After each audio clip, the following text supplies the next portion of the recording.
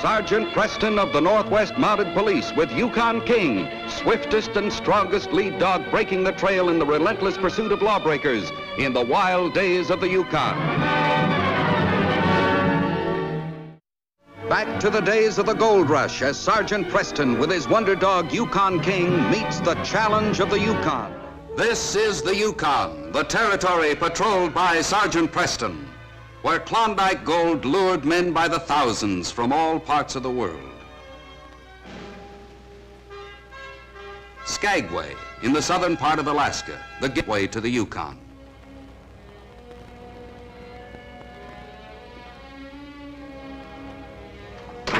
Joe says to tell you he'll be out in a minute to get your trunk.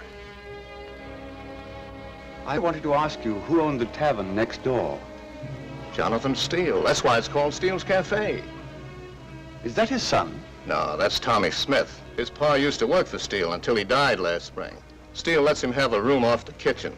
Poor kid's earned his keep a dozen times over. Still shoveling snow. What have you been doing all this time? That's Jonathan Steele. I'd better get back to work. Thank you. You should have finished this job a half an hour ago. Wasting time playing with that dog. Oh, no, Mr. Steele. I haven't been playing. I had to get rid of that worthless mutt. You can't get rid of Blaze. He's mine. Dad bought him for me. And he's not a worthless Talk back mutt. to me, please. No, Blaze. Please don't do anything. You better hold that mutt. If he ever attacks me, I'll kill him. Now finish this job and get to the kitchen. When you get through in the kitchen, get to work on the wood pile.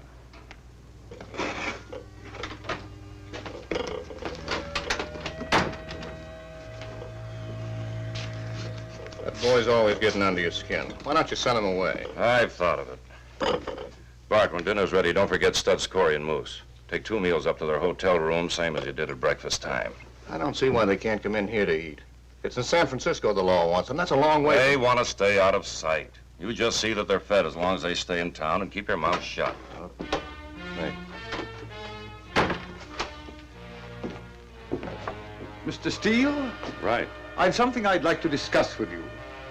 Privately. Step into my office. Thank you. Have a chair.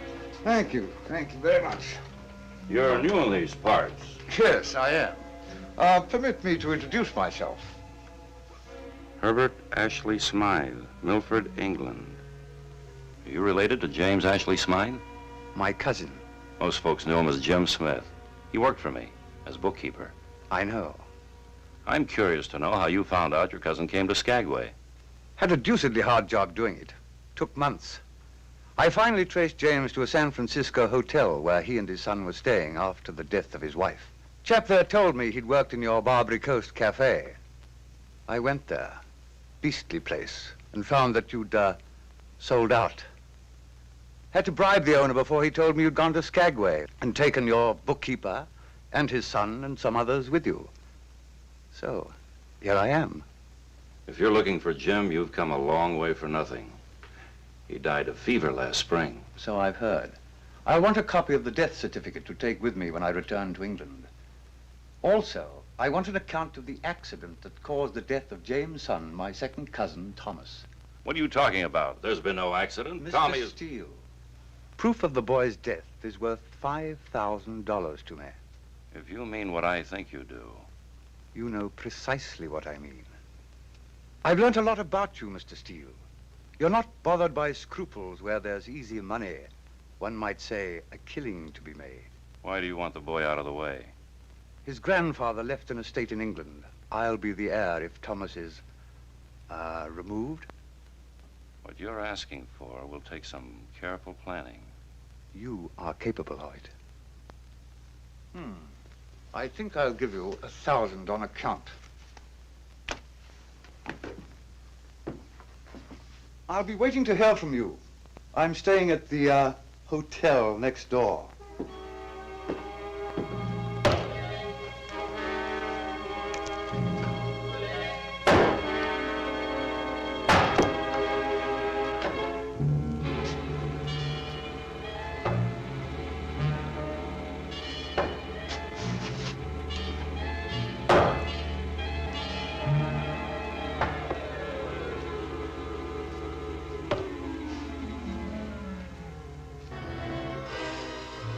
over 100 miles north of Skagway, Sergeant Preston traveled the familiar route from Dawson to Whitehorse.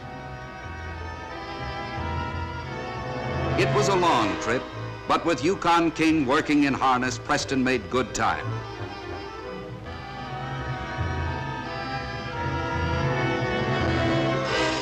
On the last morning, he traveled the length of Lake LaBarge.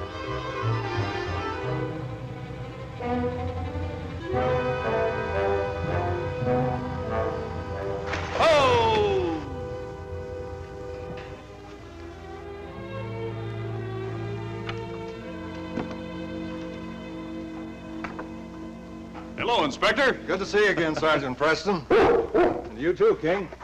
Well, you've been losing a little weight. Sergeant Preston must have been working you too hard. Come into my office. Fine. King, you stay here with the team.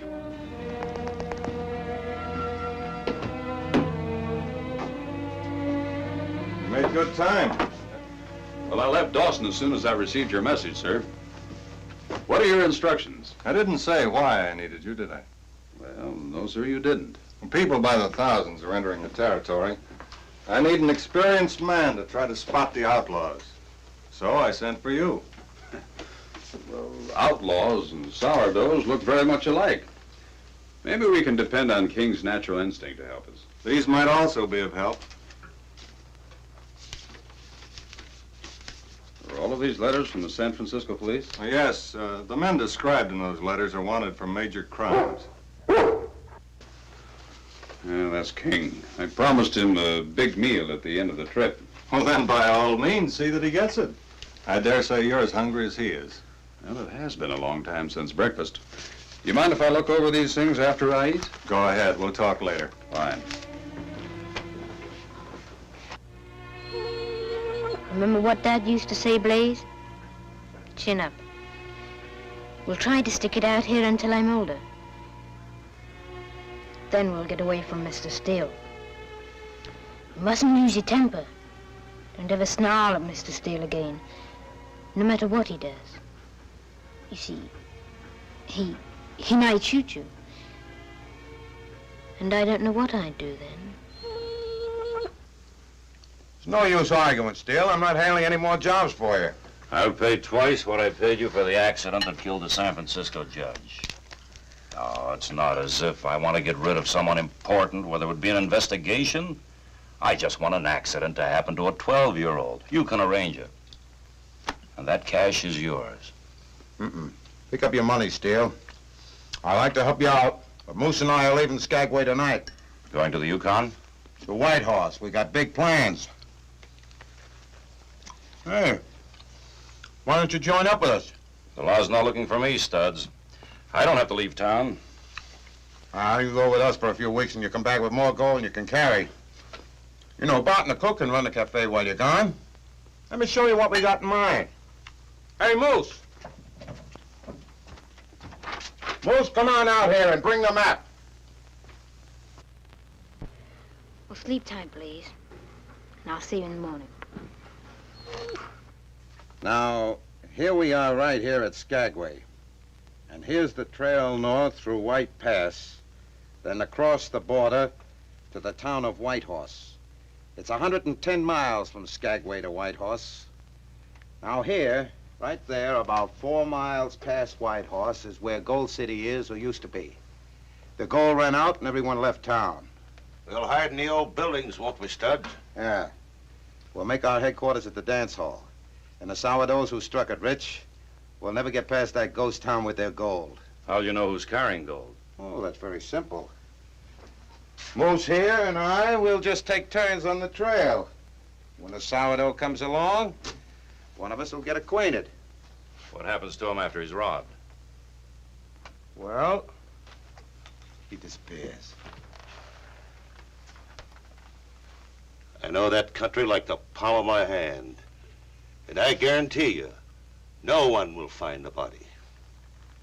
How did you two get together? Hotel clerk knew I needed a sledding team, so he sent Moose to see me. I was broke and wanted to sell my outfit. Instead, I threw in with Studs. How about it, Steele? No, thanks, Studs. With me, there would be 3 men cutting up the take. No matter how much I got, I wouldn't be content with my share. Well, it's too bad. We'd be glad to have you. Studs. Ask him about the dog. Oh, yeah. Yeah, we noticed a dog around your place. Does it work in harness? Good dog, mighty strong. We could use another dog.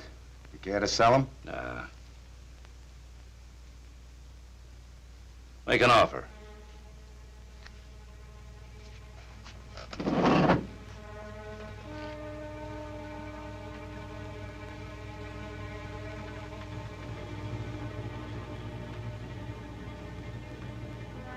Mr. Steele? Where have you been? The cook's been waiting 2 hours for you to start your chores. I've been looking all over town for my dog Blaze. Mr. Steele, he's gone. Of course he's gone. I sold him. Studs Corey came by during the night and picked him up. But he's my dog. Not anymore. I sold him to pay for all the food he's eaten. But I work for his food. Why, you impudent little... You had no right to sell him. I'll teach you to guard your tongue. That worthless mutt has been taken to Whitehorse, so you may as well forget it. Now get to work.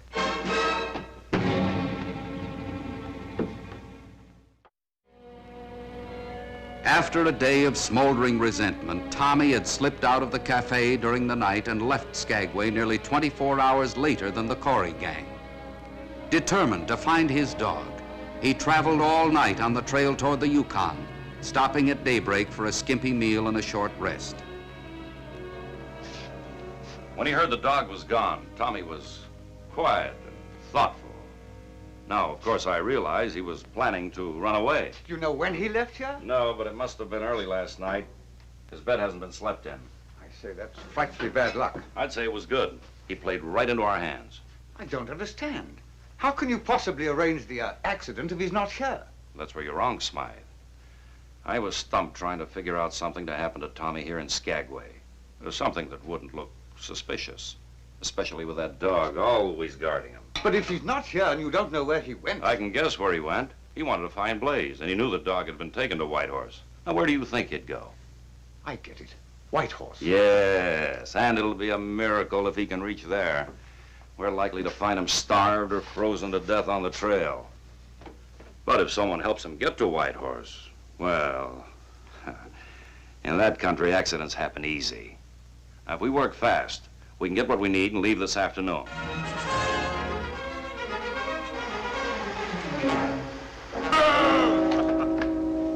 Hello, Amos. Hi, Sergeant Preston. How's the trail from Skagway? She's in fine shape. Hey, what have we got here? An assistant mailman? No, not exactly. His name's Tommy Smith. Tommy meets Sergeant Preston. Glad to know you, Tommy. How'd you do, sir? I found this little critter out on the trail between Skagway and the border. Tried to walk all the way over here, but didn't quite make it. What did you want to come here for, Tommy? My dog was brought here. I want to be with him. Tell you about it later. Well, you've had a long trip, son. You must be cold and hungry. How would you like a nice hot cup of chocolate and a good warm meal, huh? I'd like it fine, sir. You'd like that. Amos, I'll see you in the office. I want to take Tommy over the mess hall. Right. Come on, Tommy. Come on, King.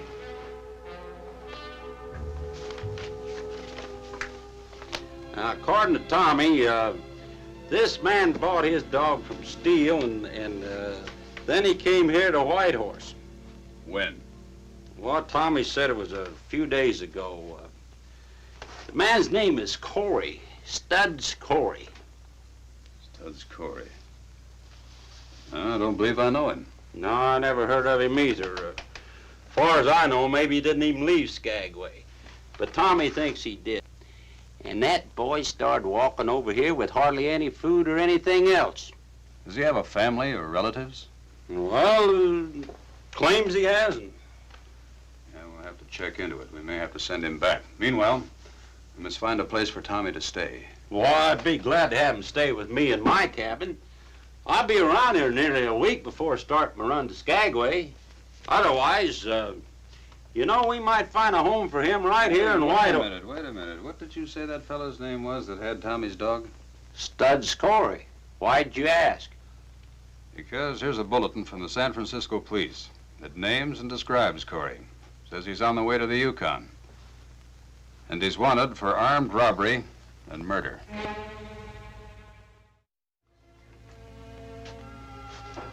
Breakfast the next morning was the most enjoyable meal the boy had known since the death of his father. Getting up to eat, Tommy? Oh, yes, sir. I don't know how to repay you for all you've ever done. Oh, forget about it, son. I'm glad to have you come.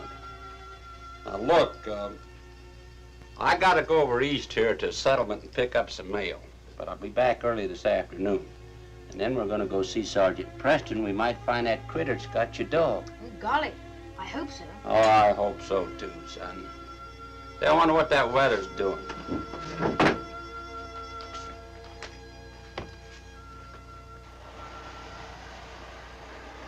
Them poor critters. Tommy, I've seen so many beaten and broken men come back from the Klondike that I'm always sorry for those that's going there. In this case, the mail carrier's sympathy was misplaced. Jonathan Steele and Herbert Ashley Smythe were not in search of Klondike gold, but on a murder mission with Tommy, the intended victim. Their purpose was to find him, dead or alive, or to reach the ghost town of Gold City where Studs Corey and his gang had gone.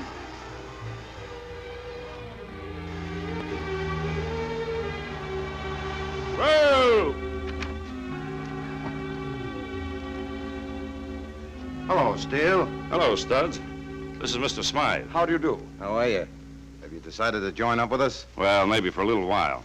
We have a deal to discuss. We've been fixing up our living quarters. In a couple of days, we'll be able to watch the trail for sourdoughs who struck it rich. Your pal in there? Well, Moose went to Whitehorse for supplies. No one questions him. He's been hunting and trapping for years around here. Now, you run your sled behind the building. I'll meet you and Smite at the back door. Right, Al. All right?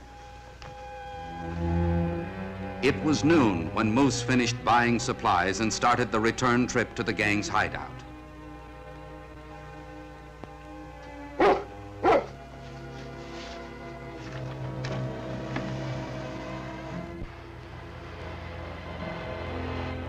Blaze!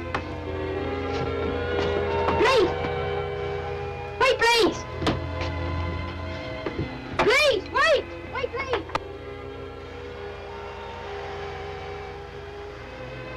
Tommy ran only a short distance, then had to stop and catch his breath. The sled he pursued was already out of sight, but he was determined to keep going until he could rejoin his dog.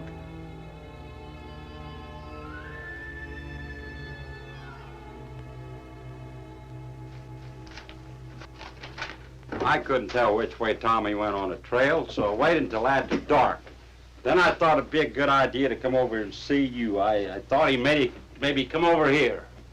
I'm sure, Amos, he hasn't been in town. Oh, I wonder where that boy went to. I'm worried about him, Sergeant Preston. It's so easy to get lost in this country. Well, we better not waste any time. Come on, we'll start at your cabin. Let's go, King.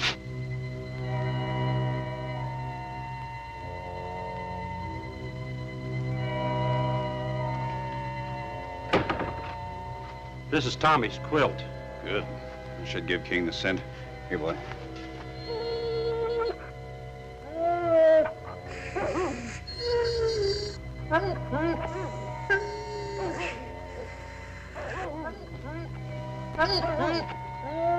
But, gentlemen, it seems to me that as we are obviously not abiding by our contract, I really don't have any Dogs choice have had in the their matter. grub and should be asleep.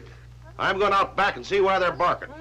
Now, what were you about to say, Smite? I said that I could afford to pay a little more. A lot more. Being as we didn't find the boy dead on the trail, we must assume that he reached the Yukon. That means a lot of ground to cover in searching for him.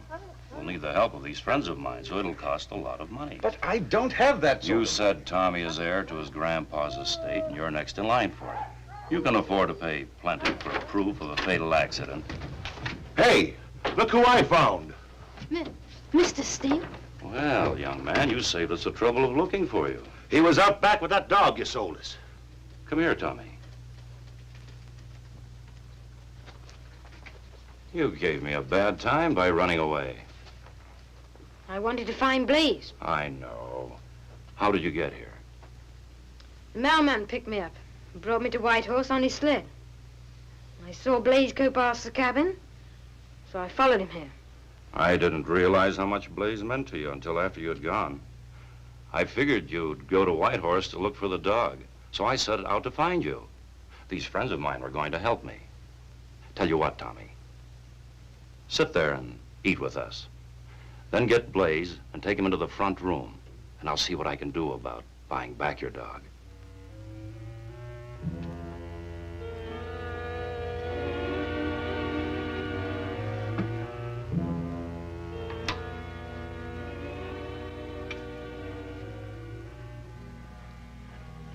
I say, Steele, you and Corey drive a hard bargain. Well, if you don't like that agreement, just say so and let the estate go to Tommy.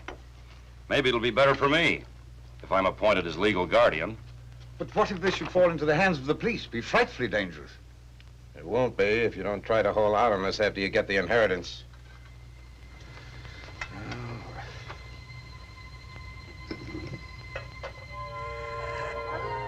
Wait here. I want to see what King's interest is in this old dance hall. Now we'll decide what kind of an accident to plan. The dogs behind the building reacted to the nearness of King, who was a stranger. But King ignored the whines and whimpers. He knew he was close to the boy he sought. What is it, Blaze? Come on, we'll find out. Tommy, what are you doing here? Oh, Mr. Steele and Mr. Smythe are in the back with some other gentlemen. Thought I heard voices in front. Just the kid talking to the dog. He does it all the time. It's hard to tell with all that noise in back. Moose, what ails those mutts of yours? Nervous, I guess. Likely they sense that murder talk's going on. Now, I was about to say, Moose knows where there's a deep ravine near here. And my idea is this. Tommy, at least one of the four men that you told me about is wanted by the law. Oh, golly, Sergeant Preston. What are you going to do now? Well, from what you told me, I'll have to lure them out one at a time. I need my rope. Amos, you stay here and keep Tommy out of danger, will you? And it'll look like the boy got lost and fell into a ravine. It's a good plan, Studs. Let's get to it right away. Moose, hitch up your team. You better get Blaze out of the front room. Tell Tommy we're taking him and the dog back to Skagway. We'll keep the boy quiet till we get to the ravine.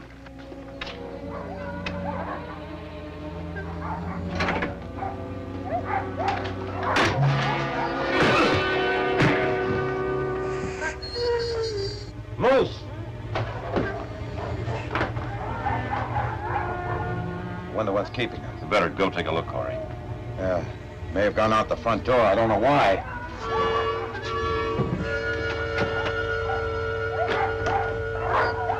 Moose!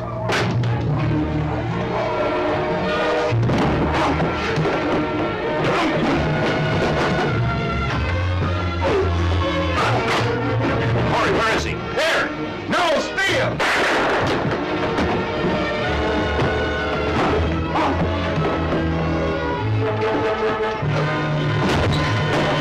All right, Sergeant, the men in the back room. Stay where you are, Steele. Hold it. Get your hands up. Get out that door.